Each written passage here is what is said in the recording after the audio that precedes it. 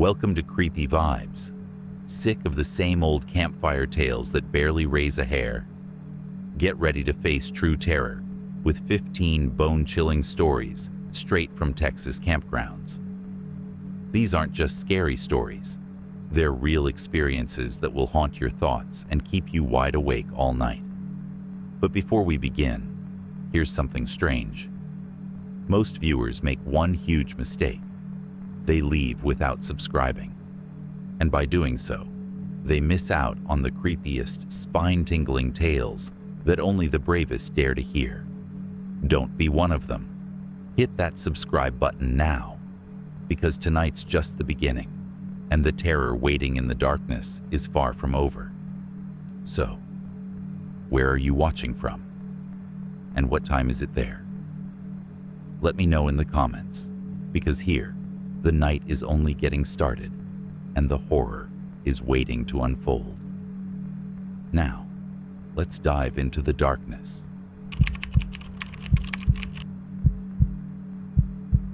Darren Slade wasn't a man built for the wild, but he was learning to pretend. He'd bought the tent from a Walmart in Odessa, borrowed the hiking boots from his brother-in-law, and printed a packing checklist off a website that specialized in rugged solo adventures for divorced men. The divorce had finalized 3 weeks ago. His ex-wife, Beth, took the house in Amarillo. He got the dog, who died a week later of kidney failure. There wasn't much else.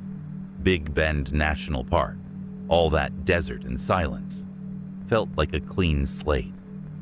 Nothing but rock, sky, and the wind that moaned across the Rio Grande, like an old woman trying to tell secrets through a closed window. Darren picked a primitive site off the main trail, far from the tourist cabins. He wanted real quiet. No cell signal, no car sounds, no people. The first night, he sat by the fire and ate a lukewarm can of beans while staring at the stars. He thought he heard something then. Far off, maybe a coyote, maybe just the wind, but it was hard to tell. Coyotes were common out here. Hell, the park ranger had warned him about them when he signed in. Don't feed them, don't run from them, and don't follow the howling, the ranger said, a leathery man with skin like baked bark. Sometimes they sound strange. That's all I'll say. Darren had chuckled, chalking it up to Texas color. But now, at 2 in the morning, he sat up in his sleeping bag and listened. There it was again. A howl, but not the kind you'd expect, not wild or broken. This one rose and fell like music, slow, sad, almost melodic, and clear, too clear. It sounded like a voice. It wasn't saying words exactly, but Darren could swear it was trying to. It was as if someone were singing through a torn throat, high and keening. The sound started far off in the desert, but came closer as the night went on. He sat rigid in his tent, clutching a flashlight, waiting for it to pass. But it didn't pass. It circled. When morning came, there were tracks around his campsite. Not paw prints, footprints, long and narrow, as if someone had been walking barefoot in the dirt. But the stride was wrong, too wide, almost like something had been loping on 2 legs, then 4, then 2 again. He told himself it had to be a trick of the wind. He'd probably made the tracks himself, or maybe a hiker passed by in the night. Happens all the time. But deep down, he knew that wasn't true. The second night, Darren made his fire bigger. He threw sage and cedar on it for smell and comfort, though he didn't know if that would do anything. The coyote's song came earlier this time, just after the sun dipped below the rocks, and now it did have words. He could hear them. Come out. It was faint but deliberate, dragged through the wind like a dying man's last breath. He stood there at the edge of the firelight, holding his hunting knife and muttering to himself. Maybe he'd lost it. Maybe the silence had cracked him a little. Solitude was a funny thing. It could heal you or peel you open like a fruit. The howl came again. Closer. Come out, come out. No man should ever feel watched the way Darren did then. The desert felt alive, not with animals or insects, but something older. Something that had been out here long before tents and trails and national park brochures. He threw a rock into the darkness. Nothing moved, nothing flinched. But the fire dimmed. He swore on his father's grave that the fire went from roaring to a shiver in the space of a breath, as if someone had sucked the oxygen right out of it. Then, something darted just past the edge of light. A blur, four-legged, or maybe two. It was too fast to tell. He didn't sleep. Not that night. In the morning, the footprints came back. This time they were circling closer to the tent, inches from where his head had been. They ended in a patch of dry grass with a single clump of matted fur, gray, wiry, and too thick for any desert animal he knew. Darren packed his things by noon, planning to hike back toward the main road. But the path was different. It shouldn't have been. He'd marked trees with orange tape like the blog said to, but the trees were gone. Or worse, the tape was gone, stripped clean, every one of them. He made it a mile before the wind started up again. Then the voice, not a howl now, a whisper. "You're mine, Darren." He turned around fast. There was no one, just cactus and sky and heat. But he knew what he'd heard. It knew his name.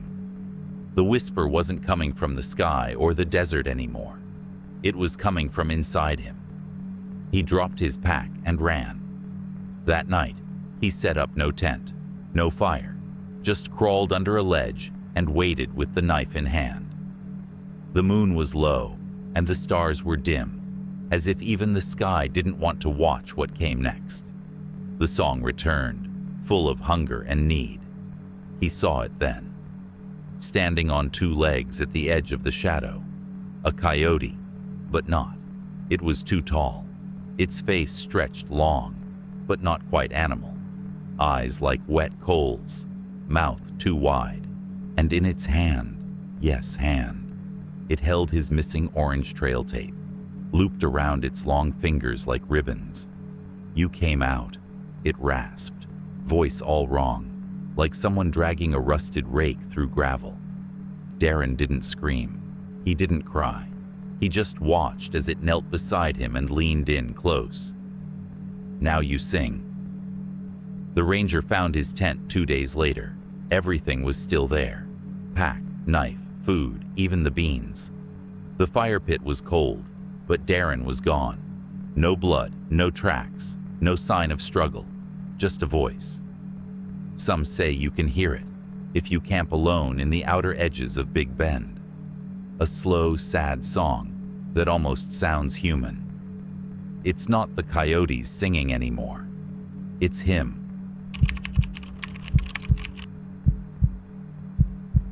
They say there are places in East Texas where the land remembers what people want to forget, where old things still breathe in the moss and roots, where the air holds on to whispers long after the mouths that spoke them have turned to dust. Caddo Lake is one of those places. It was the kind of lake that didn't feel like a lake at all, more like a haunted forest that drowned.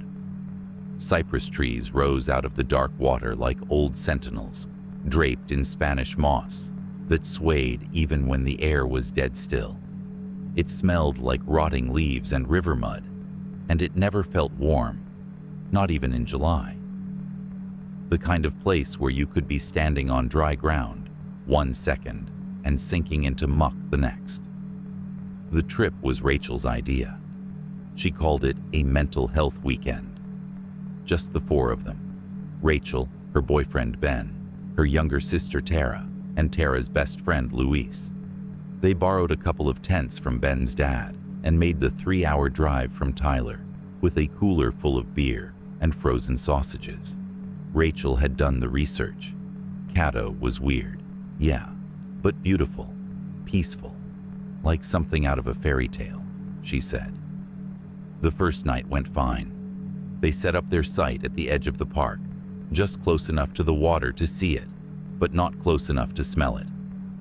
They drank, played cards by flashlight, and listened to Tara talk about how the lake was supposedly haunted by French fur trappers, or escaped slaves, or maybe a cult that vanished in the 1920s. No one took it seriously. It was the kind of spooky talk that always happens around a campfire, especially when there's nothing but trees and frogs and night all around you. Then came the second night. Rachel woke up around 3 a.m. to the sound of dripping. Not rain, something slower, more rhythmic. She unzipped her tent and stepped out into the damp air. Everything was wet with dew, and the trees were still. Then she saw it, off in the swamp, maybe 100 yards away. A fire, but not like any fire she'd ever seen. It was small and flickering low, tucked between the trees, sitting on the surface of the water like it had no weight at all. The flames weren't red or orange or even yellow. They were a deep glowing blue, cold-looking, ice-colored. She blinked and rubbed her eyes, but it was still there. And it didn't flicker the way a real fire does. It moved more like it was breathing, slow and steady, pulsing in and out. She whispered Ben's name, then louder, until he groaned from inside the tent. He stumbled out, rubbing sleep from his face. When he saw the blue fire, he didn't say anything for a long time, just stood there with his mouth half open, like he was trying to remember something. "You think it's a lantern?" Rachel asked. "No one uses lanterns anymore," he muttered. They woke Tara and Luis. The four of them stood in a line, staring into the trees, saying nothing. The fire didn't move, didn't change. It just sat there, burning blue. Then Luis stepped forward. "I want to see it," he said. His voice was calm, almost bored, like someone talking about a weird bug or a cloud shaped like a face. He pulled on his boots and sloshed into the trees before anyone could stop him. Rachel called after him. Ben started to follow, but something made him stop. A feeling, like stepping into a room where someone had just died. The air was heavy, and the quiet had a weight to it. Luis disappeared into the mossy black. They heard his footsteps, then splashes, then nothing. 5 minutes passed, then 10. Rachel was about to scream when they saw it. A second fire, next to the first one, identical, blue, cold, pulsing, but still no sign of Luis. Tara started crying. Ben called Luis's name. Rachel wanted to run but couldn't make her legs move. The blue light cast long shadows between the trees, and for a second, just a second, Rachel thought she saw a figure standing behind the flames, tall, still, barely more than a shadow. No face, no eyes, just the shape of a man with his arms at his sides. Then the second fire flickered out. They didn't sleep. They waited until the sun came up and went searching. Ben found Luis's footprints leading into the swamp, but they stopped after 50 feet. No broken branches, no sign of struggle, just gone. They called the park rangers, who brought dogs and boats and helicopters. Nothing. No trace. The next night, Tara was silent, pale. She sat by the fire, chewing on her thumbnail and staring into the woods. Ben kept his hand on the hatchet. Rachel tried to keep it together, but her brain kept replaying what she'd seen. That second flame, that tall figure. At midnight, the blue fire came back. Just one this time, in the same place, almost exactly. Tara stood up without a word and walked straight toward it. Ben grabbed her arm. She looked at him like he was a stranger. "He's waiting for me," she said. "He's cold." Rachel slapped her. Hard. The sound cracked like a twig.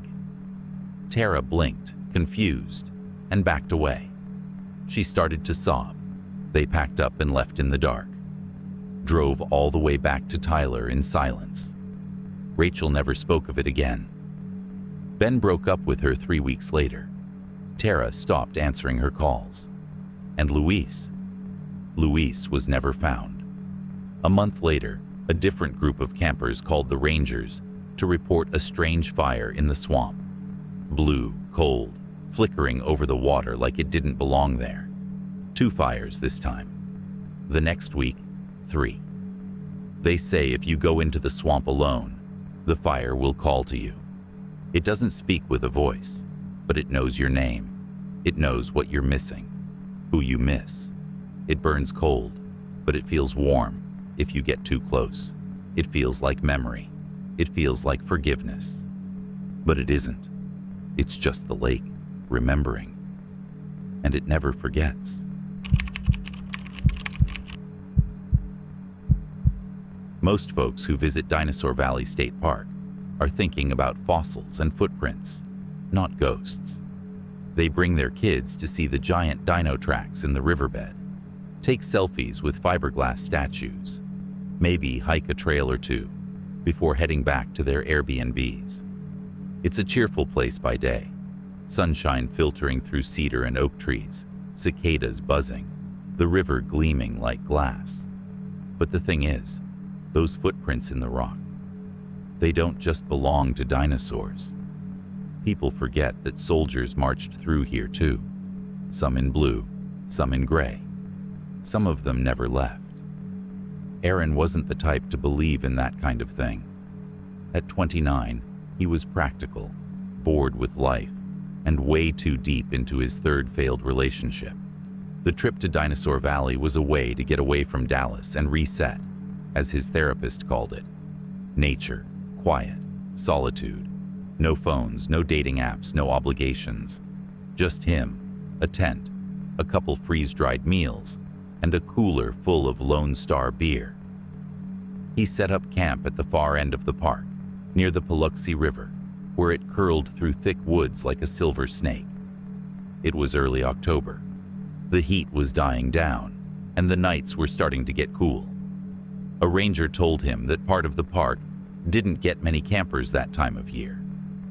Good stargazing, the guy said. Just you and the coyotes. That first night, Aaron sat by his little fire, drinking beer and listening to the wind move through the trees. He wasn't used to that kind of silence.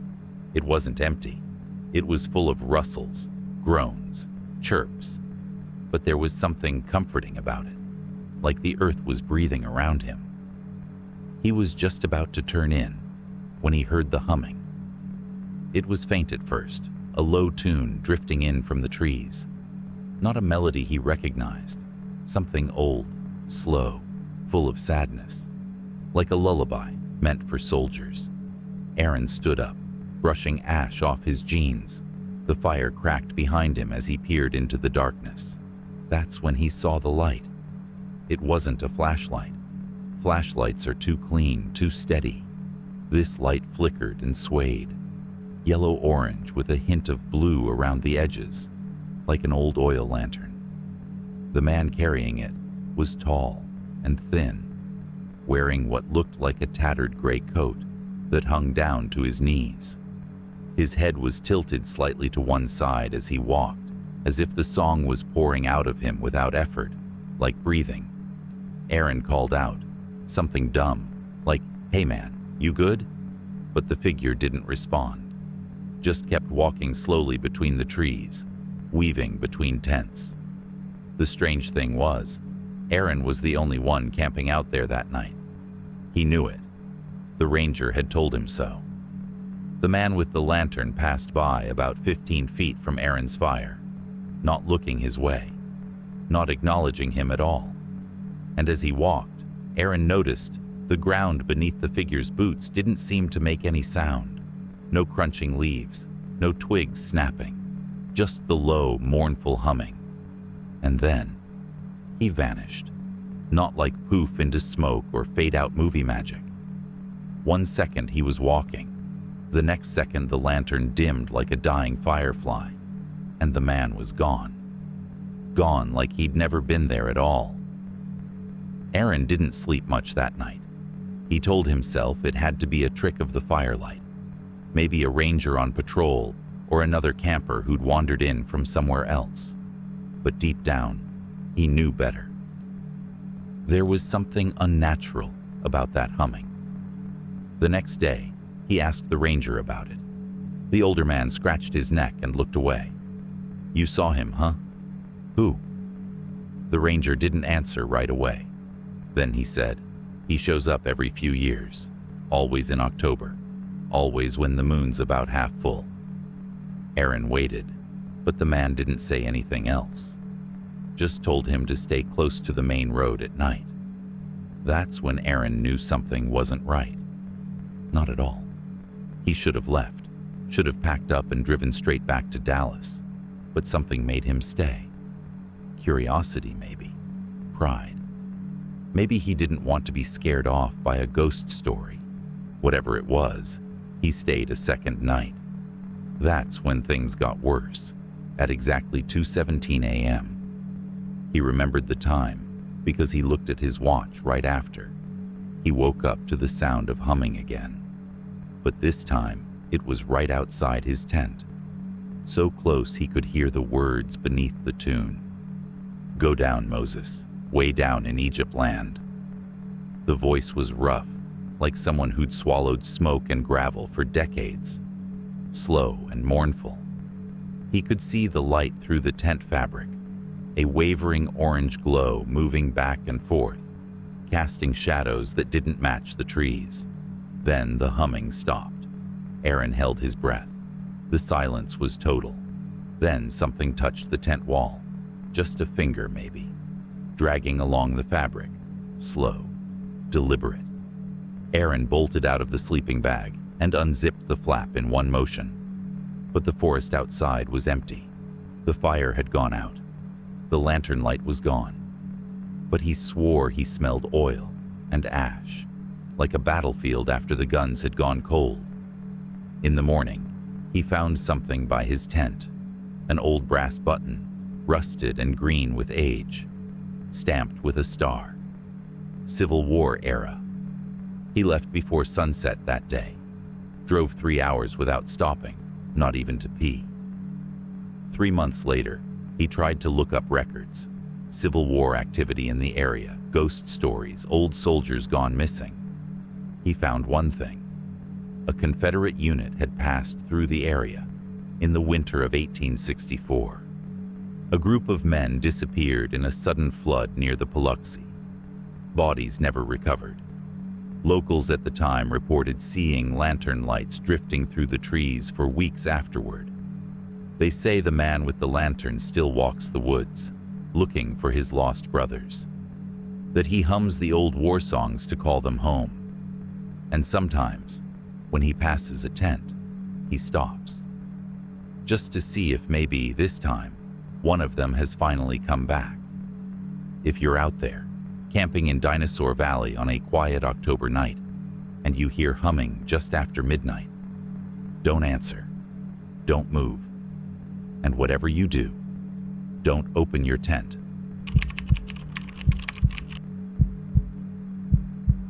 The first thing you need to know is that Ink Lake isn't black. Not really. On a good day, under the Texas sun, it glitters like any other lake, green around the edges, blue at the center. But at night, under a moonless sky, it lives up to its name. It goes still and dark and deep. The trees lean in close like they're trying to whisper secrets, and if you're not careful, it starts whispering back. Jesse, Lyle, Morgan, and Danny weren't the kind of people who believed in that stuff. They were 20-something college kids, smart and half-drunk on freedom, on their last summer together before adult life swallowed them whole. So they did what most folks do when they think nothing bad will ever happen. They went looking for trouble.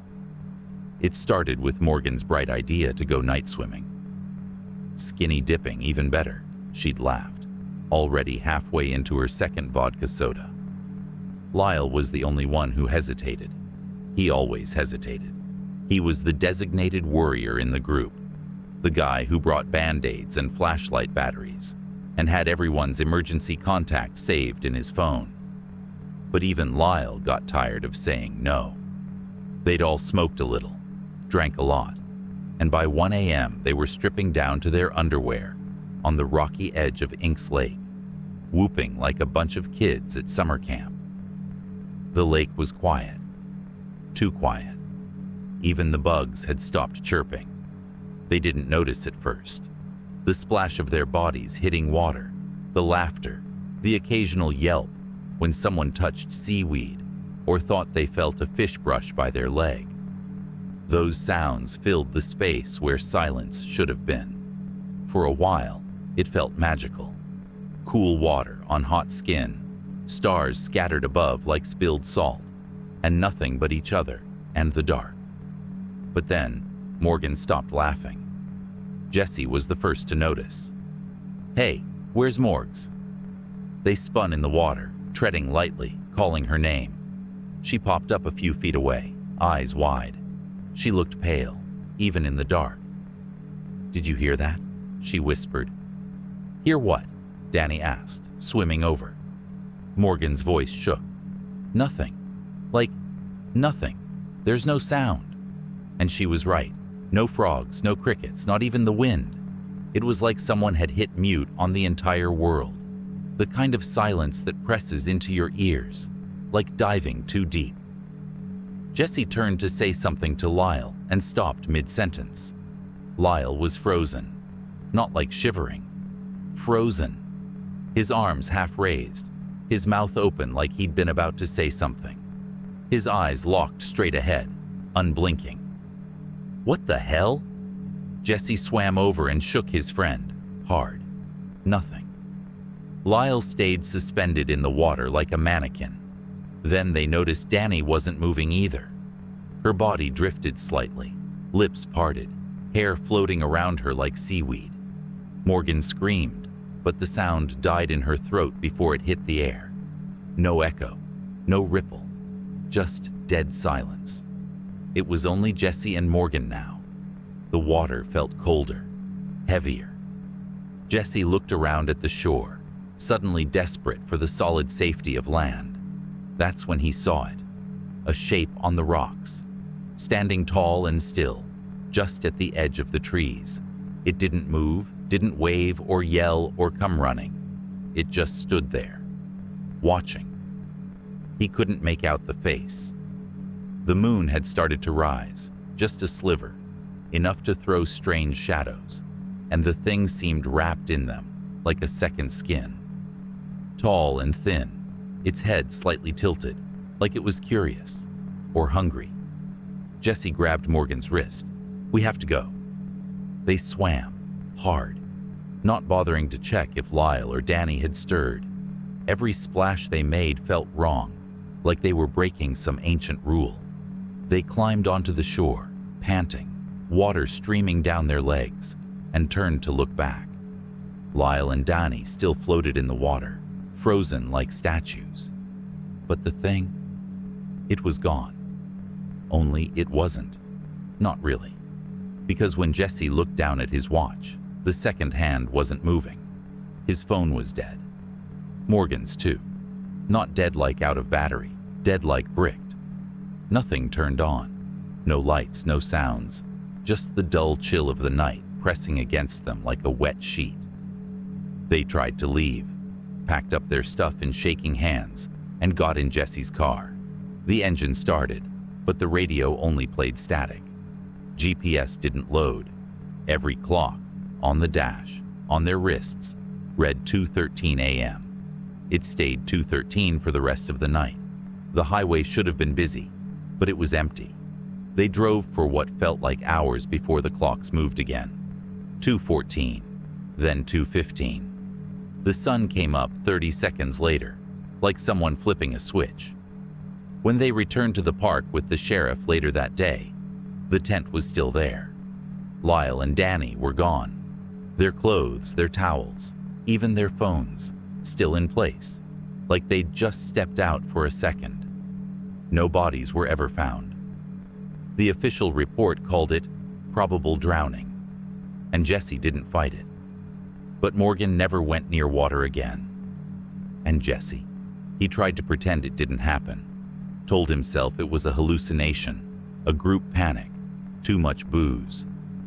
But every time he looks at a lake now, especially after dark, he watches the shore. Because sometimes, if the sky is just right and the air turns still, he sees a figure standing there, silent, watching, waiting for time to stop again.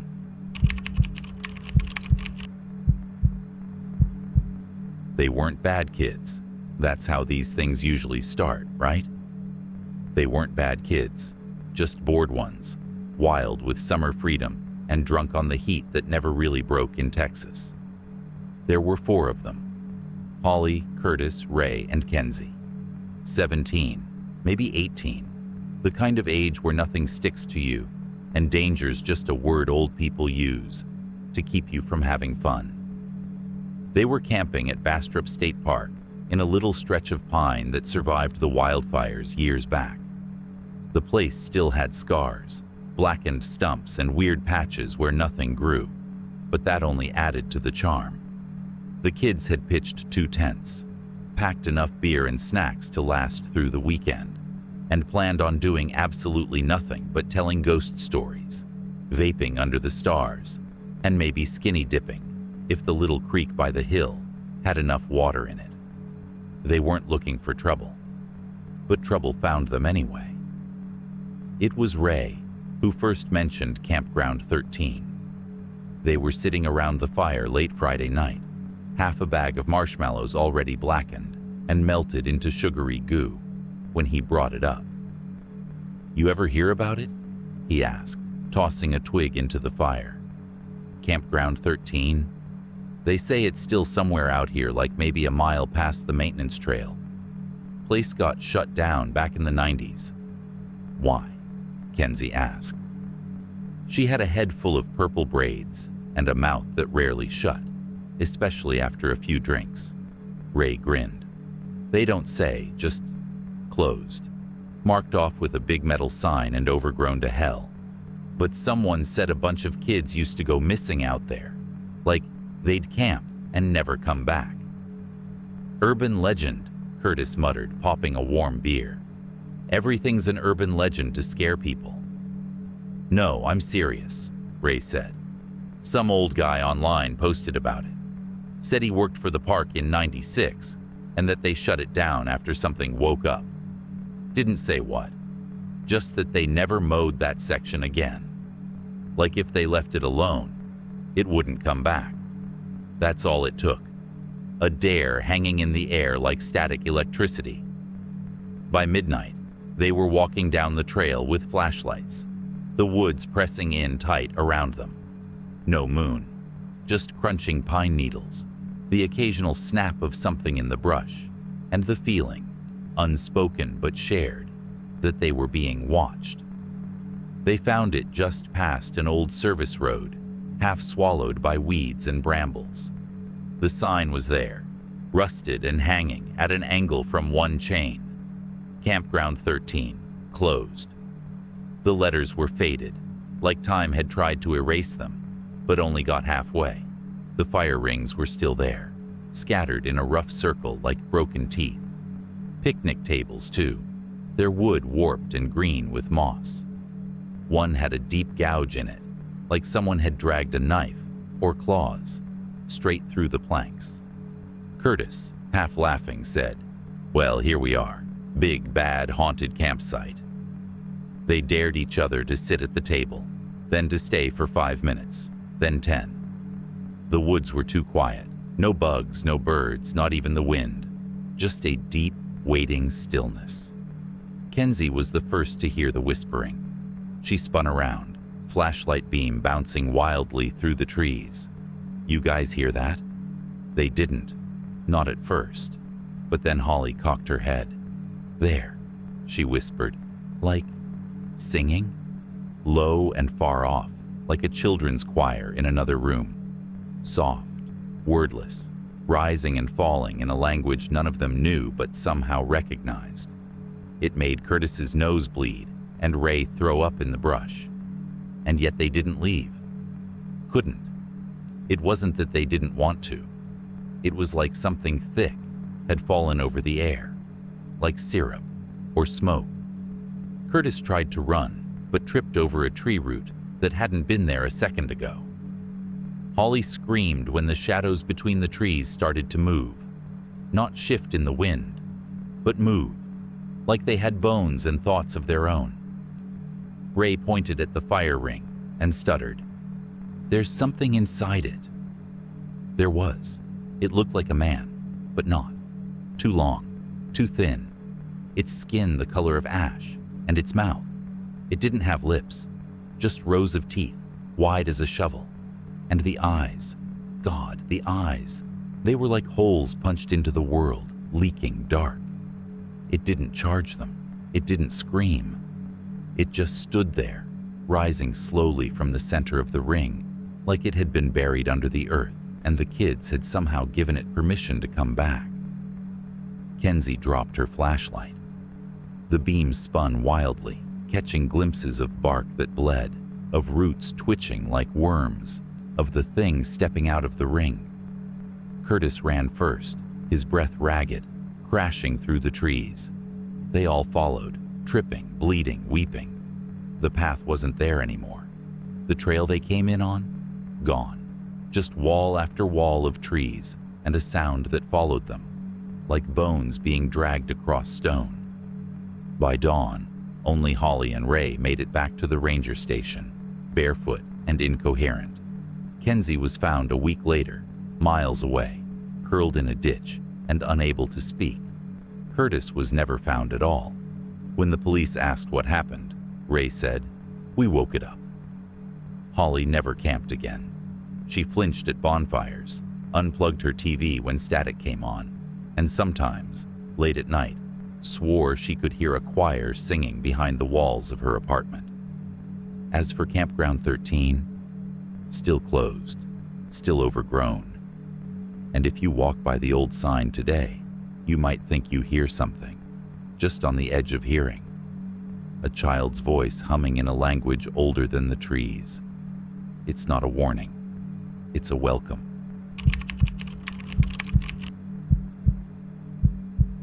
Pedernales Falls was the kind of place that made you feel small, in the best way. Wide stretches of ancient rock, water running smooth and endless over stone, cedar, and cypress trees, whispering in the breeze like they knew secrets you didn't. Families came out every weekend, city folks from Austin and San Antonio, with their coolers and sunscreen, hoping for a little peace and something close to wilderness. But if you got off the beaten trail, really off, it started to feel older, like time got stuck between the trees and something was watching. Benny and his cousin Caleb were just trying to unplug for a weekend. Benny had been through a nasty breakup, and Caleb figured the fresh air might help get his head right. They packed light, tents, trail mix, beer, and a decent Bluetooth speaker they only used when they were sure no one else was around. They weren't stupid. They stayed respectful, didn't litter, didn't get loud. Saturday morning, they hit a trail that wasn't on the map. Caleb spotted it. A thin little path half hidden behind a thicket of brush. It looked old, worn into the rock by footsteps that weren't recent. There was no sign, no trail marker, just that kind of natural opening that says, "Come on in," if you're not scared. They weren't scared. The trees closed in the farther they went, the sun blinking in and out above them. It was Caleb who first heard the whistling. Just 3 soft notes, rising, falling, then rising again. At first he thought it was a bird, but when he stopped, so did the sound. Benny frowned. "You hear that?" Caleb nodded. "Bird song? No bird I ever heard. Sounded like it was right behind us." They stood there, ears straining. Nothing. Just the wind and the distant sound of water tumbling over rock. They walked another 20 minutes before the whistling started again. Same 3 notes. But this time, it was louder, closer, like someone was following just out of sight, ducking behind trees the moment they turned. Probably some other hiker, Caleb said, trying to be cute. But neither of them really believed that. They came to a clearing near a dead pecan tree, the only one of its kind out there. It looked wrong somehow, too smooth, almost like it had been carved out of wood instead of grown. Benny suggested they stop and eat. Caleb didn't like the idea, but said nothing. As they unwrapped their sandwiches, the whistling started again, right behind the tree this time. Caleb stood up fast, knocking over his bottle of water. "Hey," he shouted. "We know you're there, man. Come out or piss off." No answer, just silence. Then footsteps, crunching in the underbrush. Then the voice. "Hey, Caleb. Hey, Benny." It sounded just like Benny, only Benny hadn't said a word. Caleb turned slowly and saw something duck behind a mesquite tree. Something tall, thin, and wrong. Too smooth, like the dead pecan. Benny looked pale, his sandwich untouched. "That wasn't me," he whispered. They packed up in record time, hearts pounding, senses screaming. But no matter how fast they walked, they heard it behind them. The three-note whistle, sometimes ahead, sometimes off to the side, and always, always, in perfect mimicry. Exactly the same pitch and rhythm, like a broken record stuck in the woods. They didn't run. They knew better than to run. Whatever it was, it liked the chase. They kept walking, not speaking, not stopping. And somewhere along the way, Caleb stopped responding to Benny. He just kept walking, his face blank. Benny tried calling his name, tried touching his arm, but Caleb didn't even flinch, just kept walking toward the river. By the time they got back to camp, the sun was sinking low and the world had gone that strange pinkish gold color that makes everything feel like a memory. Benny sat by the fire, shaken. Caleb went to the tent and zipped it shut. He didn't say a word. Benny figured he was spooked. They both were. But when he checked on him an hour later, Caleb was just sitting there, cross-legged, staring at nothing, not blinking.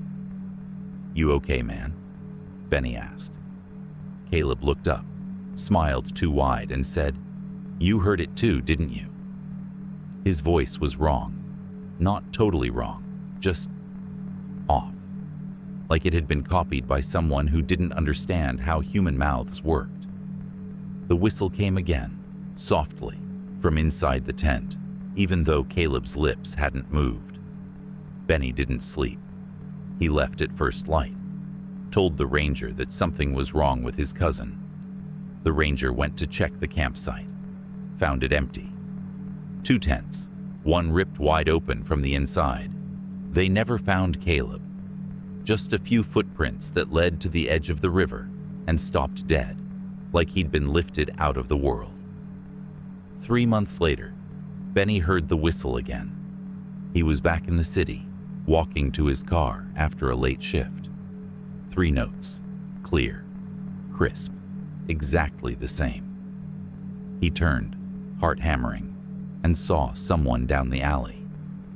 Caleb, or at least something wearing his face.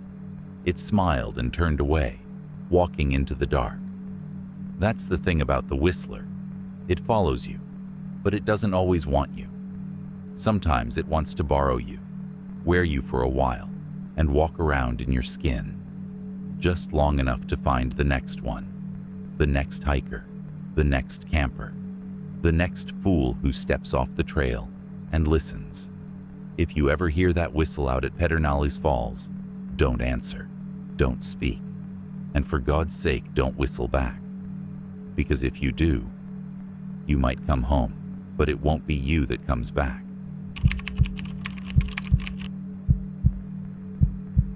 They don't mark the tree on the park maps anymore. Used to, a long time ago. Back when the park was smaller and locals still ran it, there was a little X next to Site 17 on the campground sheet. and if you asked the rangers what it meant, they'd just shrug and say, "That one's got a history." But now it's all cleaned up, tourist-ready, with glossy trail brochures and smiling volunteers in branded hats. The tree's still there, though. You just have to find it. Matt, Marcy, and their kid, Dylan, didn't know about the tree when they set up camp. It was the middle of June, right in that sweet spot, when the Texas heat was just starting to creep in, but hadn't gone full hellfire yet. They were from Houston, tired of traffic and sirens and honking, and thought a weekend camping trip would be a good reset. Marcy booked the site online, Site 17. She said it looked shady and quiet in the pictures. "Perfect," she told Matt, tossing the sleeping bags into the back of the SUV. "Perfect for us." It was shady, all right, the kind of shade that felt heavy. The tree itself was massive, gnarled, black in the joints, like it had been struck by lightning once, but just decided to keep living out of spite. Spanish moss hung from its limbs like wet cobwebs, and even in full daylight, the space beneath it stayed cool, unnaturally cool. Dylan said it felt like walking into a freezer. He was 11, had asthma and night terrors, but was tougher than most kids twice his age. They roasted hot dogs over the fire. Dylan caught a couple fireflies in a jar and placed it beside his sleeping bag, watching them glow like tiny lanterns. Matt nursed 2 beers and fumbled his way through a half-hearted ghost story. Marcy laughed, rolled her eyes, and leaned back into the moment. It was one of those rare, quiet evenings that felt like a memory while it was still happening, before the noise of the world crept back in. But after midnight, something changed. Matt had the first dream. He was barefoot, standing on a wooden stool beneath that gnarled, heavy-limbed tree. The sky above him was a sheet of dull gray, motionless, soundless. Around his neck, a rope, rough, old, tight. He couldn't scream, couldn't twitch, just stood there, toes curling on the stool's edge, like they already knew what was coming. Then the stool shifted, or something kicked it. He jolted awake, lungs fighting for air. His skin was soaked. The tent felt like it was closing in on him. He crawled outside and sat under the stars, blaming the beer. Just a dream. Nothing more. The next morning, Marcy barely touched her eggs. "I had a nightmare," she said quietly. Matt looked at her but said nothing. "It was the tree," she whispered, "and a noose. I could feel it around my neck. Heavy. It felt real." Later, Matt walked up to the tree, really looked at it. The bark was scarred, deep grooves like from wire or maybe a blade. And there was something dark seeping through the cracks that didn't look like sap. That evening, Dylan crashed early. He was wheezing, so they helped with his inhaler and zipped him up in his sleeping bag. Matt and Marcy sat by the fire in silence, the water murmuring nearby. Neither of them looked at the tree for long. Around midnight, they checked on Dylan. Too still. Matt knelt down, touched his shoulder. "Buddy." Dylan's eyes snapped open, and he let out a scream so loud, so raw, it made something out in the trees scream back. Not a fox, not a bird, something else. It took them nearly 10 minutes to calm him. Between sobs, Dylan pointed to the tree, gasping. "The rope, it was on me. I saw you and Mom hanging. I tried to stop it, but the rope pulled me up." They left at dawn. Didn't pack properly. Just the basics tossed into the car. Marcy glanced back as they drove off and swore she saw something swing from the tallest branch. Not a person, just the shape of one. Like the tree was holding on to a memory. They stayed quiet about it for weeks, until Dylan started sleepwalking. Until he scratched the shape of a noose into the headboard in his sleep. Until Matt started hearing creaking rope sounds in the middle of the night, even with the AC off and all the windows locked. Marcy did some research, found an old article from the 1930s. back when the land along the Guadalupe River was farmland and prison road gangs worked nearby. They used to hang horse thieves from a giant pecan tree there. No trial, just a warning. One man cursed the tree as he died. "Let every soul who rests beneath you feel what I felt," he screamed. The tree was supposedly burned in 1947, after 3 Boy Scouts were found hanged during summer camp. But Texas trees, especially old ones, are stubborn. Their roots reach deeper than time. The park rebuilt everything after a wildfire in 1982. New benches, new pits, new name, Site 17. But the tree? It came back. Or maybe it never left. You won't find that spot on the park maps. Rangers say it's nonsense. Local myths. But on quiet nights, when the river goes still and even the wind forgets to blow, some campers swear they hear it. A creaking noise, a sway, like a rope pulled tight. And if you sleep beneath it, you'll dream of that stool, that gray sky, that final breath. And some never wake up.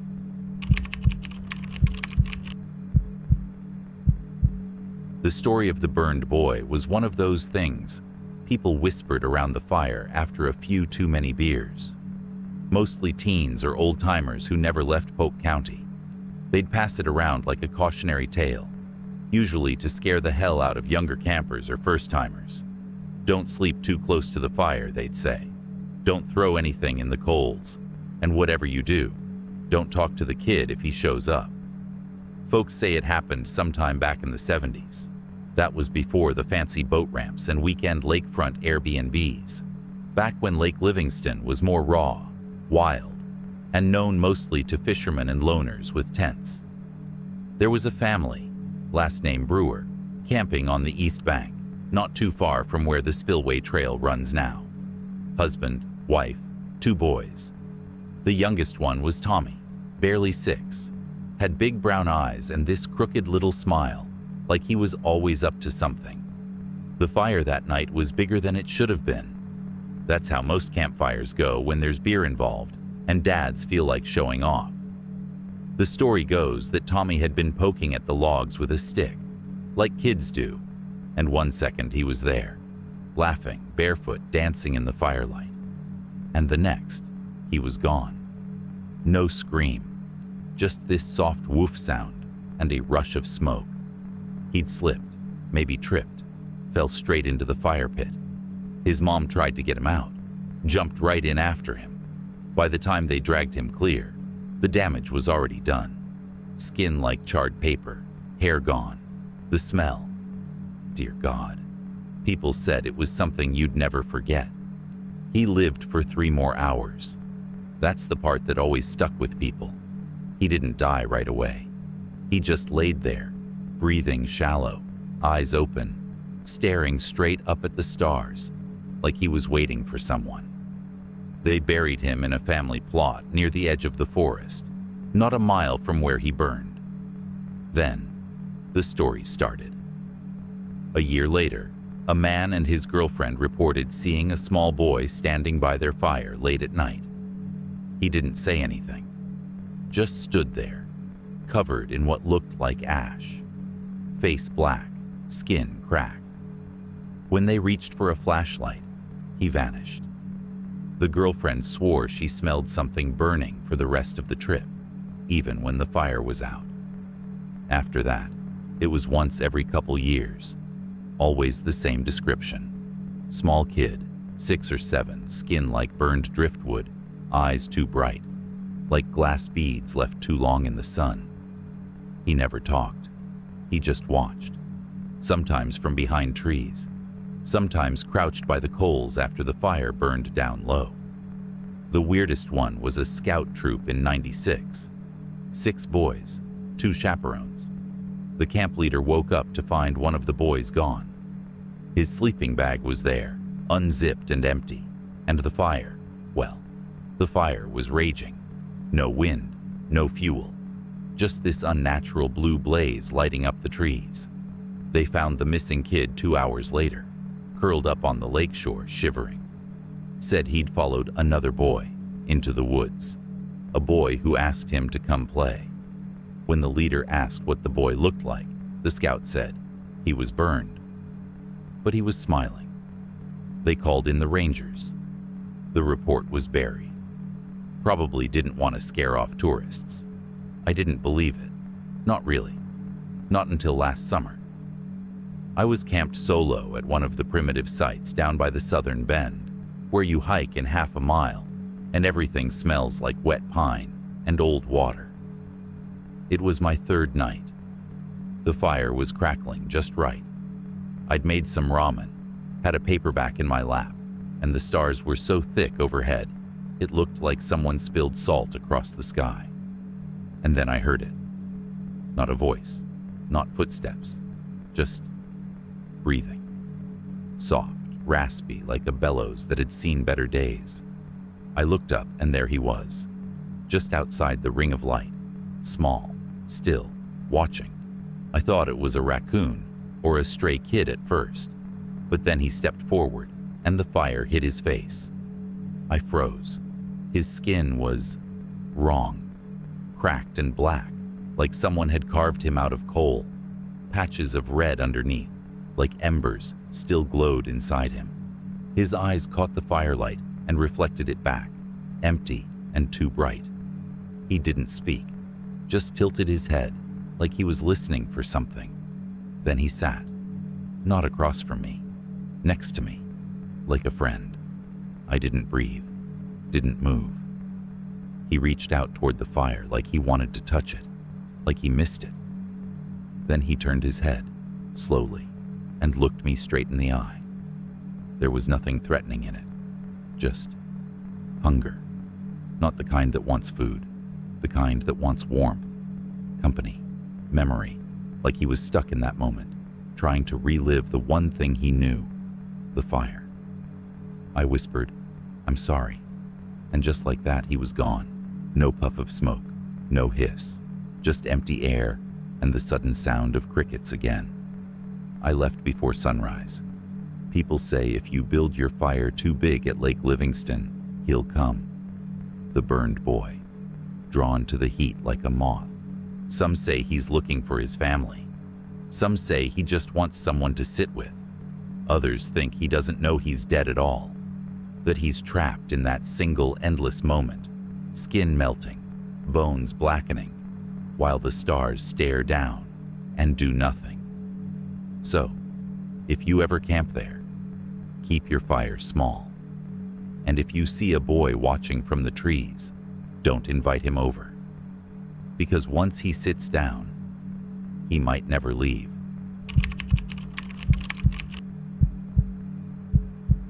They weren't the kind of campers you'd call outdoorsy. Just a handful of 20-somethings from Houston, an overworked nurse, a welder with a vape habit, 2 friends fresh off bad breakups, and a guy named Marcus, who packed his guitar, but didn't know more than 4 chords. They wanted out of the city, somewhere quiet, somewhere with trees and beer and a campfire that didn't come from a YouTube ambience channel. So they went north, deep into the Sam Houston National Forest, where the pine needles coat the ground like brown snow, and the cell service dies before the dust does. They found a patch of clearing off a narrow trail that hadn't been walked in years. No designated campground sign, no facilities, just enough room for 3 tents, a fire ring made of half-buried rocks, and the quiet kind of stillness that makes you think you're the only people left in the world. The first night was fine. Beer, hot dogs, jokes that got louder after dark. The fire crackled, the stars blinked like old porch lights, and someone played Wonderwall off-key until it was funny. But in the middle of the night, Marcus woke up. He didn't know why. No noise, no movement, just a sudden, skin-prickling sense that something was off. The air in the tent felt too thick, like breathing underwater. He unzipped the flap and stuck his head out. The fire had died down to a few smoldering coals. The night was dark, real dark. That country dark where the trees blot out the moon and shadows pile up like corpses. And that's when he saw them. Eyes. Not close, not moving. Just there, far across the clearing, high up between two tree trunks, maybe 7 or 8 feet off the ground, glowing faintly, orange, like burning cigarette tips. He blinked. They didn't. He stared for a full minute, heart pounding, mouth dry, and the eyes just stayed, watching. Then they vanished. In the morning, he didn't tell anyone. Figured it was a trick of the firelight, maybe a raccoon or deer, catching the last glow off the embers. But something about the height didn't sit right. Those eyes were high, not animal high, man on stilts high. The second night the eyes came back. This time it was Gina who saw them.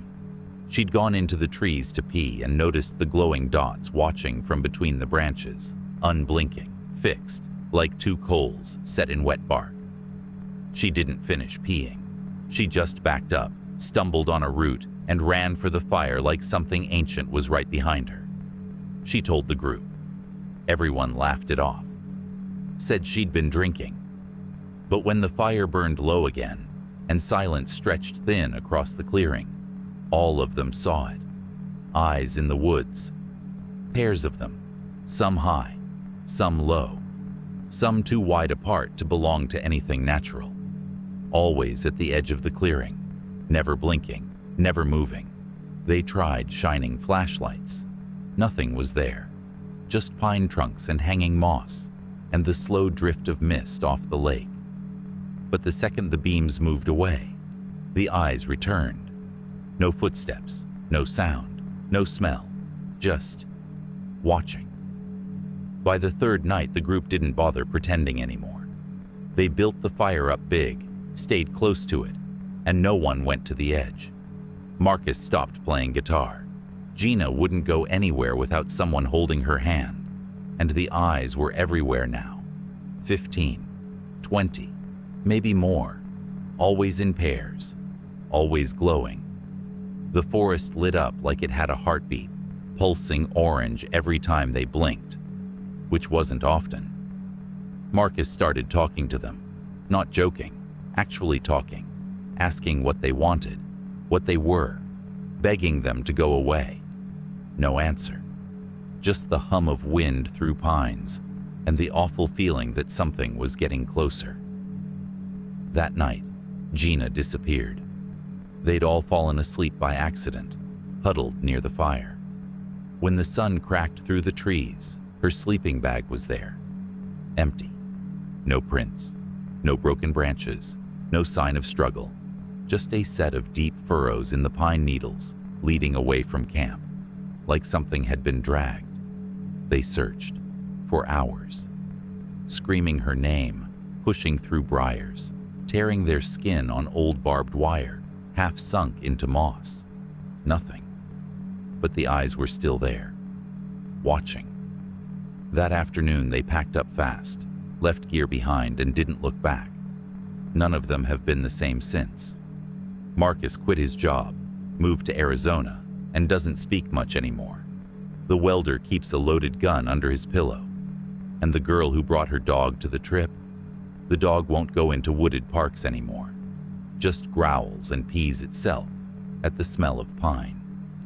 Sometimes, Marcus dreams of the fire, of Gina screaming in the dark, of eyes glowing from between trees that had no branches.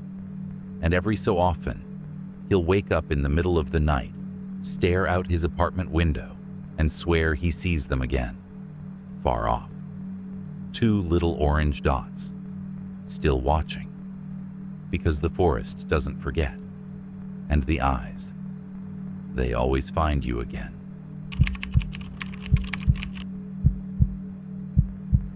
The 4 of them came down to Possum Kingdom Lake on a Friday evening, hauling gear and exhaustion from finals week, like it was some kind of badge of honor.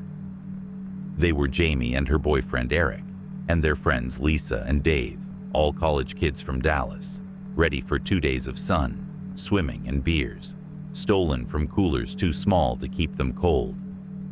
The lake stretched out wide and low beneath a bruised sky, the water dark and slow, edged by trees that whispered secrets in the summer breeze.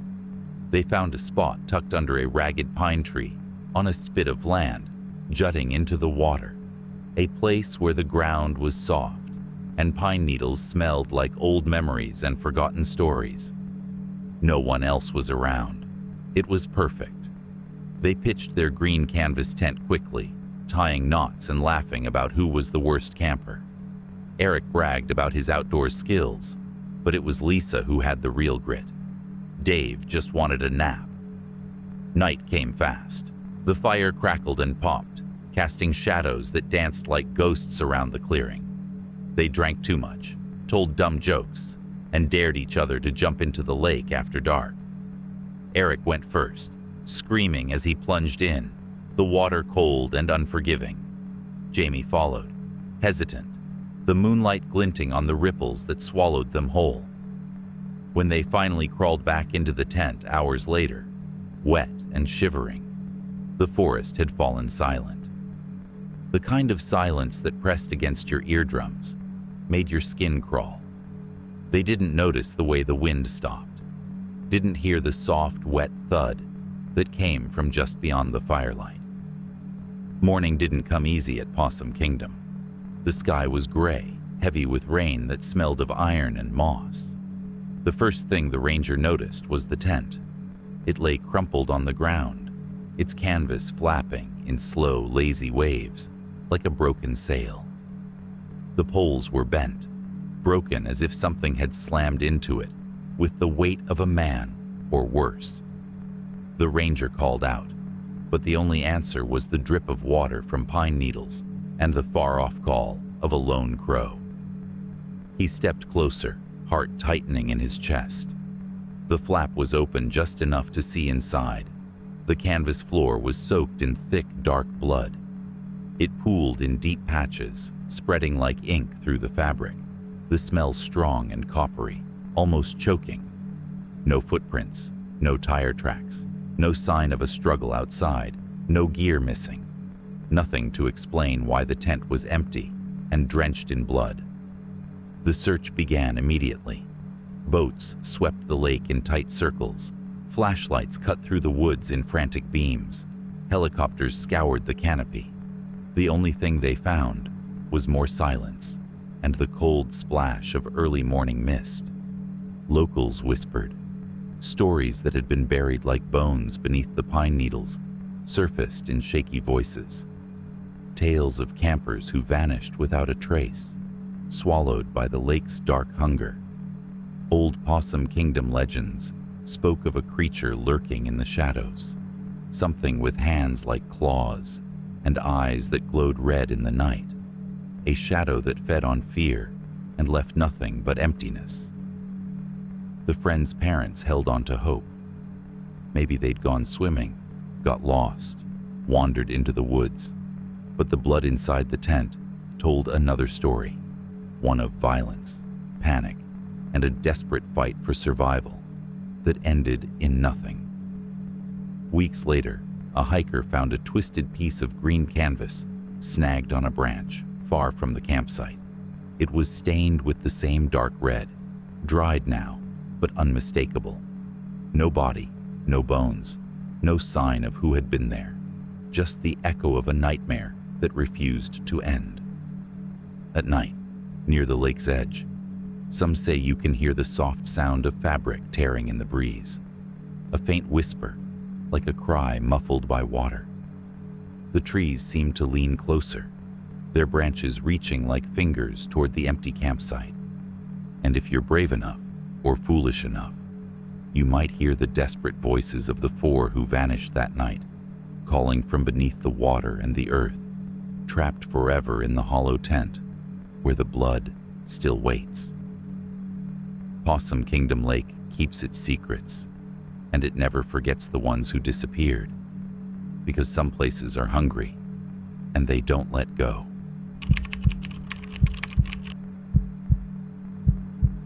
Falcon Lake wasn't much to look at on a clear summer day. A stretch of still water tucked into the piney woods of East Texas, hemmed in by reeds and cypress knees that twisted up like gnarled hands, trying to claw their way out of the earth. The water was dark, always had been, but nothing anyone thought twice about. It was just a lake, quiet, unremarkable, the kind of place where time didn't seem to matter. But there was something buried deep under that calm surface, something ancient and restless, something the locals learned to fear without ever speaking its name aloud. It all started the summer the black sludge came. The heat was stifling, the kind that makes your clothes stick to your skin and the sweat runs slow like molasses. The nights were heavy, filled with the hum of cicadas and the occasional hoot of an owl. People would sit on their porches, sipping sweet tea, trying to catch a breeze, but the air hung thick like a wet blanket. The first time the black water rose, it was a full moon night, the kind of moon that seemed close enough to touch, casting silver light like a spotlight on the lake. A group of young campers had set up near the old dock, laughing and joking, throwing marshmallows into the fire and daring each other to tell scary stories. They thought they knew fear. They were wrong. Slowly, from the deepest parts of the lake, a slick, viscous blackness began to surface. It moved like a living thing, slow and deliberate, creeping toward shore like spilled ink, swallowing everything it touched. The water turned oily, its surface reflecting the moonlight in jagged, broken shards. Old Joe, who lived on the edge of town and knew the history like a sacred text, said the black sludge was the lake's memory, the souls of the drowned trapped beneath the water, their anguish rising to the surface once a month under the full moon's pull. He told stories of men who'd vanished in the lake decades ago, their bodies lost to the depths, their spirits cursed to wander beneath the black water forever. That night, the campers noticed faces, pale, twisted faces, staring up at them from the sludge, eyes wide and glassy, mouths open in silent screams. They tried to laugh it off, but the faces didn't go away. The black water hissed and bubbled, and strange whispers floated on the wind, calling out names no one wanted to hear. The next morning, the dock was coated with the sludge, slick and sticky underfoot. Fish floated belly up, their eyes cloudy and lifeless. The campers left, but the black water stayed. It waited. Over the next few full moons, the black sludge spread. It crept over the banks, staining the reeds and trees, seeping into the roots. People who lived nearby started seeing shadows moving just beyond the tree line, hearing soft cries when the world was quiet. Some claimed to have heard their own names whispered on the wind, a voice so low and desperate it sent chills down their spines. One summer evening, a man named Carl took his daughter, Emily, down to the lake for a swim. Emily was 12, bright-eyed and full of life. She slipped beneath the surface laughing, but she never came back up. The search parties found nothing, no body, no trace, just the black water, still and silent, as if it had swallowed her whole. After that, the town's unease turned to fear. At night, people refused to go near the lake. Boats stayed docked, fishing lines left untouched. But the black water kept rising every full moon, slow and inevitable like the tide of some dark curse. Those who dared to approach at night spoke of a cold that wasn't from the air, a bone-deep chill that sank into your chest and wouldn't let go. They said the sludge moved on its own, forming shapes that looked like hands reaching out, fingers grasping for something, anything, to drag down into the black depths. A few people who went close enough came back changed, eyes dull and vacant, voices low and haunted, like they'd been touched by something they couldn't explain. One old woman claimed the lake showed her visions of the drowned, their faces twisted in sorrow and rage, begging her to help them find peace. But there was no peace, at Falcon Lake, only hunger. And every full moon, the black water rises again, thick and slow, curling over the shore like a living shadow. It brings with it the memory of those lost beneath the waves, their voices rising in a chorus of silent screams, calling from the darkness, waiting for someone to listen. The lake never forgets. It never lets go. And if you ever find yourself by Falcon Lake on a full moon night, and you see the black sludge creeping toward you, watch your step, and don't listen if it calls your name, because the black water remembers everything, and it always collects its debts.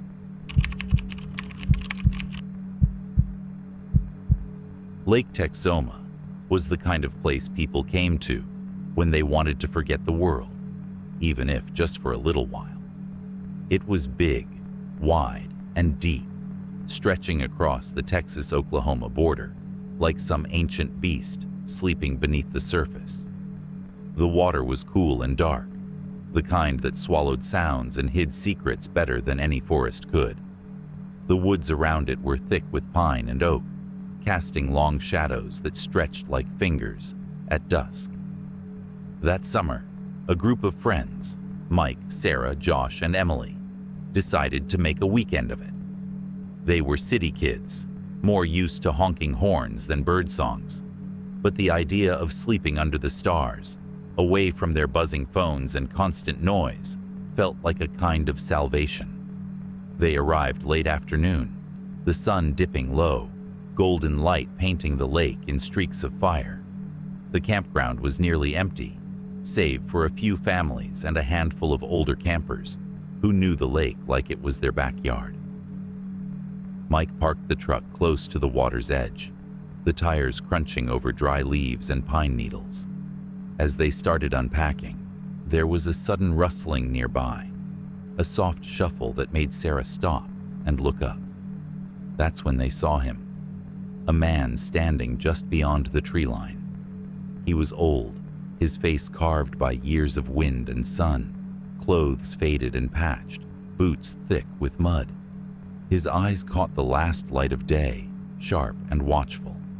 Need some help? His voice was rough but calm, like the whisper of the wind through the pines. Mike exchanged a glance with the others. Sure, thanks." The man stepped forward without hesitation, his movements deliberate but steady.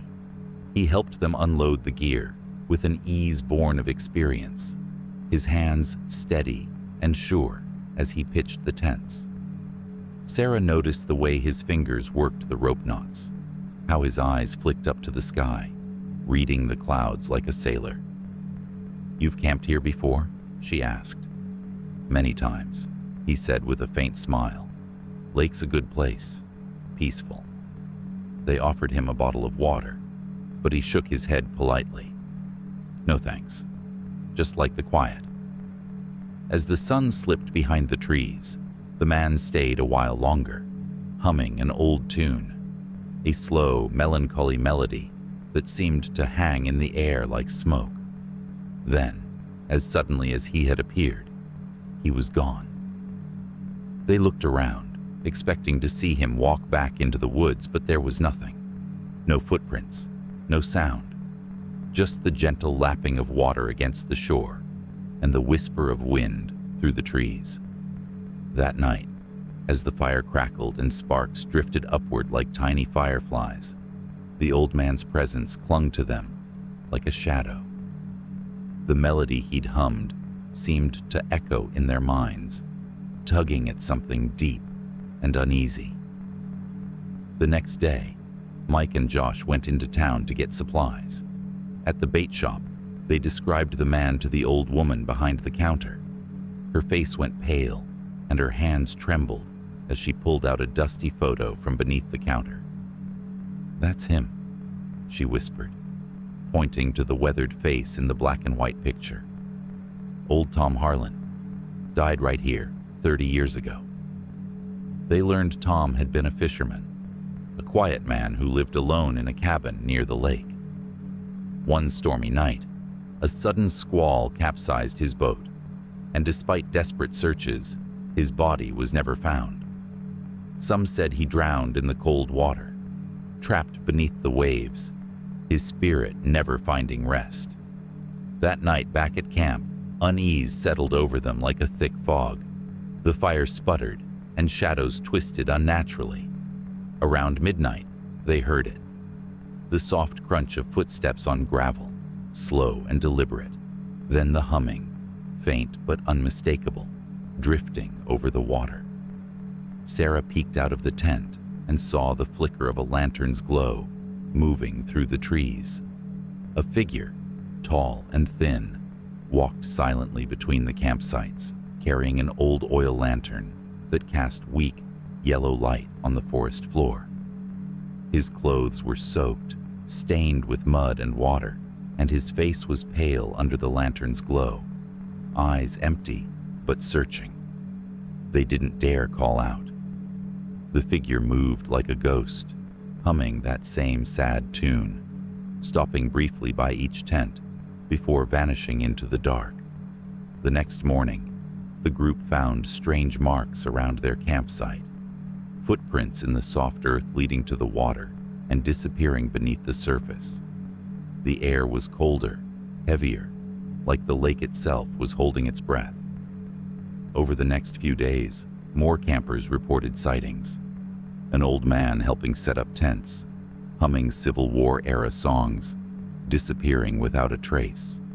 Some heard whispers on the wind calling their names. Others woke to find their gear mysteriously rearranged. The legend of Tom Harlan grew with every story. Some said he was trying to warn them of a coming storm. Others whispered he was cursed to forever relive his last moments, forever seeking help that never came. Mike, Sarah, Josh, and Emily left early, their nerves frayed and their sleep haunted by visions of pale eyes in the dark and the old man's song echoing in their dreams. Even now, on quiet nights by Lake Texoma, when the full moon hangs low and the water is still, campers swear they hear the soft humming of a lantern, the slow shuffle of footsteps, and the gentle voice of a man who died, waiting for someone to answer his call.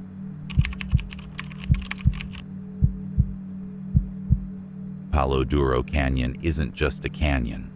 It's a bruise on the earth, a scar left by time that feels alive, like it breathes and listens.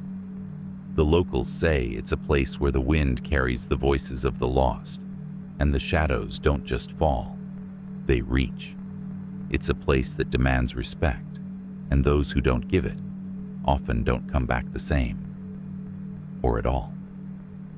Lucy and her little brother Daniel had never been camping before, not like this. Their parents, tired of city life and the endless noise, had insisted they come out west for the summer. Fresh air, open skies, their dad said, packing the car. You'll love it. Lucy wasn't so sure. The dry heat stuck to her skin like a warning, and the vast silence stretched out too long, like the canyon itself was holding its breath. They arrived late afternoon, the sun casting long orange shadows across the jagged rock formations. The family set up camp near a small plateau that overlooked the canyon floor, a perfect view, but Lucy couldn't shake the feeling of being watched. Daniel, oblivious and laughing, ran ahead along a dusty path, his small footsteps kicking up clouds of red dirt. After dinner, the fire crackled and popped, and the stars spilled out across the sky like spilled paint. Lucy and Daniel wandered down the trail, chasing the last bits of daylight. Lucy liked the way her voice echoed off the canyon walls, bouncing back with a kind of magic that made her feel less alone. "Come on, Danny," she called out, her voice ringing clear. "Lucy," Daniel shouted back, his voice light and playful. The canyon gave it back to them perfectly. They kept calling to each other, their laughter mingling with the echo. But then, Lucy noticed something strange. The echo didn't always match their words. Sometimes it would come back slower, deeper, as if the canyon was twisting their voices into something else. At first, she thought it was her imagination, but then it started to happen more often. The echo answered her when she wasn't even calling, and when she called Daniel, sometimes the echo replied in a voice that wasn't his. Lucy. The name floated out, low and drawn out. It wasn't Daniel's cheerful voice anymore. It was cold, empty, like a wind moaning through dead trees. Lucy's skin prickled. She stopped walking and turned toward the sound. The trail behind her was empty. No sign of Daniel. The canyon swallowed all other noise, leaving only that hollow echo. Danny? Her voice was barely a whisper, but the echo came back loud and clear. Lucy. Again, but this time with a cruel, mocking edge. Her heart hammered, the dry air suddenly thick and heavy around her.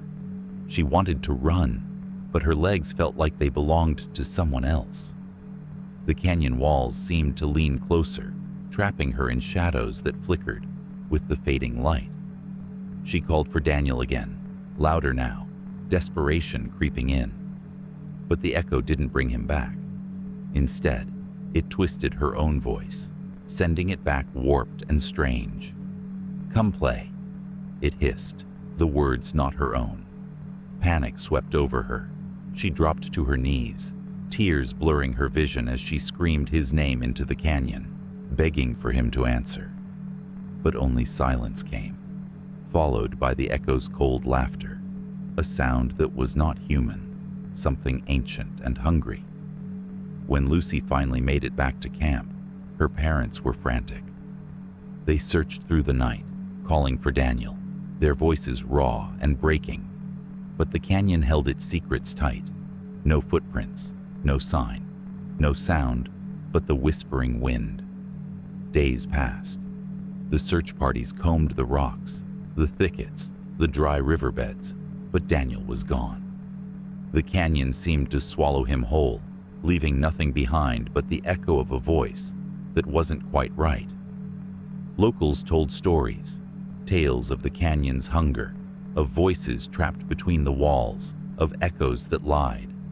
Some said the canyon was cursed, a place where the past bled through the present, where lost souls wandered, their voices stolen and twisted into traps for the living. Years later, hikers who dare to call out into the canyon speak of strange things. Their own voices come back wrong, older, slower, darker. Some say the canyon tries to fool you, to lure you deeper with promises of a friend or a safe path home. But those who listen too closely vanish, swallowed by the shadows or driven mad by the lies their ears hear. And sometimes, if you stand just right as the sun sets and the wind shifts, you might hear your own name whispered back from the canyon walls. But it won't sound like you. It'll sound like something else entirely. Something waiting, patient and hungry, ready to play forever in the darkness where the echo lied.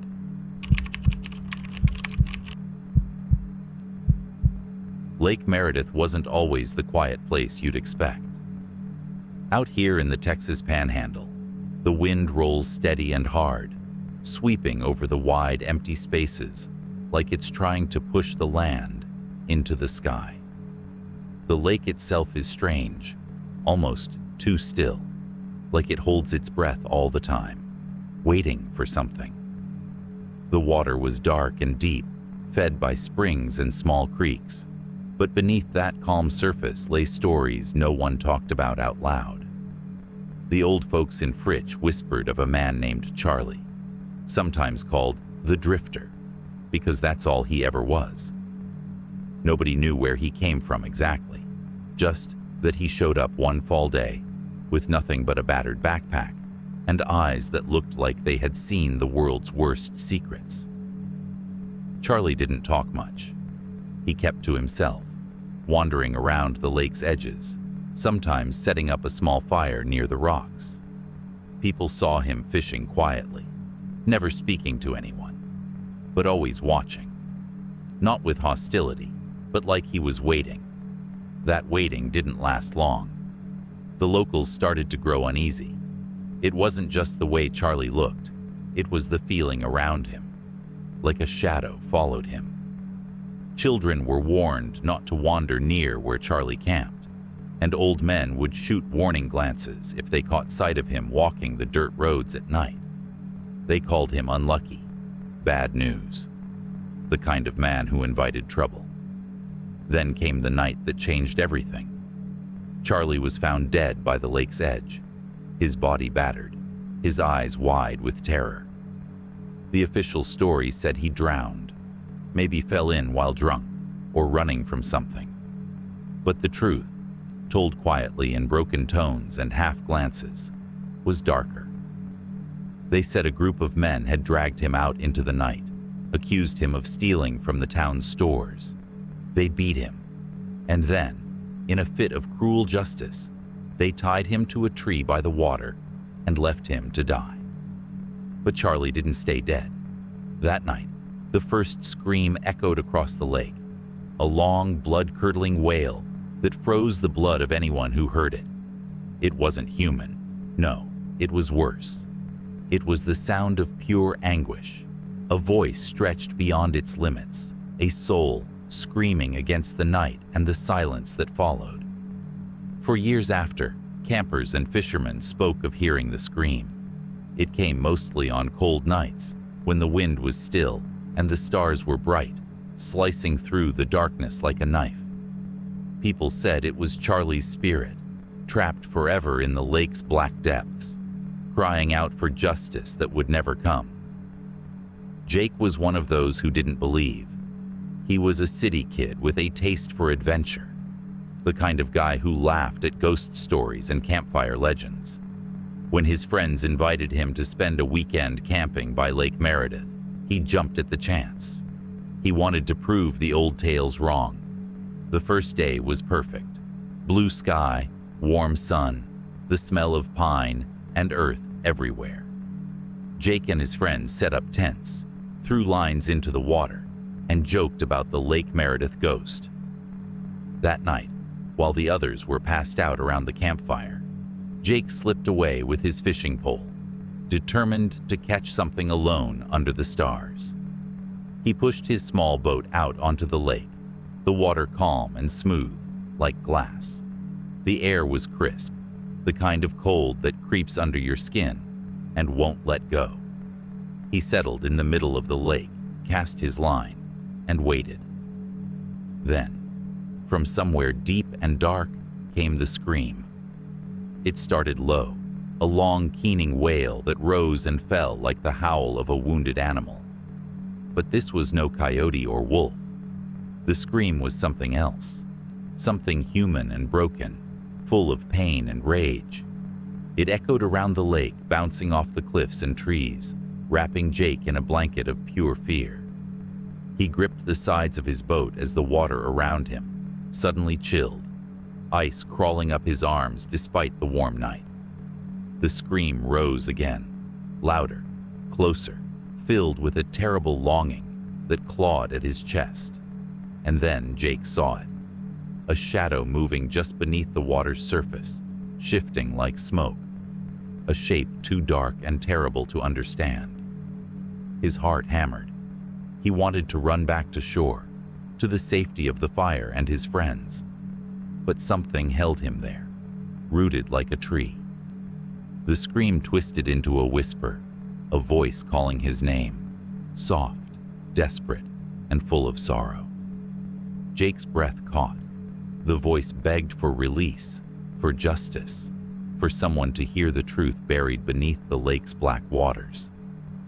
When dawn finally broke, Jake paddled back, shaking and silent. His friends noticed the change, the way his eyes darted nervously, the pale color of his skin. When he told them about the scream, the shadow, the voice, they laughed it off as a nightmare. But Jake knew the lake had marked him. Over the weeks, more stories emerged. Campers waking to screams tearing through the night, figures standing at the water's edge, watching. People who had heard the scream described feeling cold seep into their bones, as if the lake itself was alive with Charlie's fury. Some even claimed to see a ghostly figure walking the shore, carrying a lantern, his face twisted in sorrow and rage. Jake tried to forget. He tried to live a normal life, but the scream haunted him, poking at the edges of his mind in quiet moments, creeping into his dreams. He couldn't shake the feeling that Charlie's spirit was waiting for something no one could give. One night, years later, Jake returned alone to the lake. He sat on the rocky shore under a sky bursting with stars, listening. The wind whispered secrets through the trees. The water lapped quietly at his feet. Then the scream came again, piercing and raw, breaking the silence like a knife. Jake closed his eyes, and for a moment, he thought he saw Charlie's face in the darkness. An endless sorrow behind those eyes, a scream trapped in the cold black water, begging for peace. But peace would never come.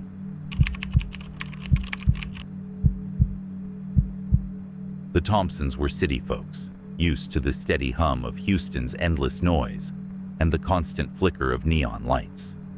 The idea of camping in the middle of nowhere had been met with mixed feelings by their two kids, Sarah and Jake. Sarah was 12, with a wild imagination and a taste for ghost stories, while Jake, just 8, was the kind of kid who clung tightly to his mother's hand whenever the dark crept close. But the parents, Mark and Ellen, wanted to break the pattern of their busy lives. They dreamed of crisp air, star-filled skies, and a chance to be together without distractions. Garner State Park was supposed to be their refuge. Their RV was an old model, rattling down the highway like a forgotten relic, but reliable.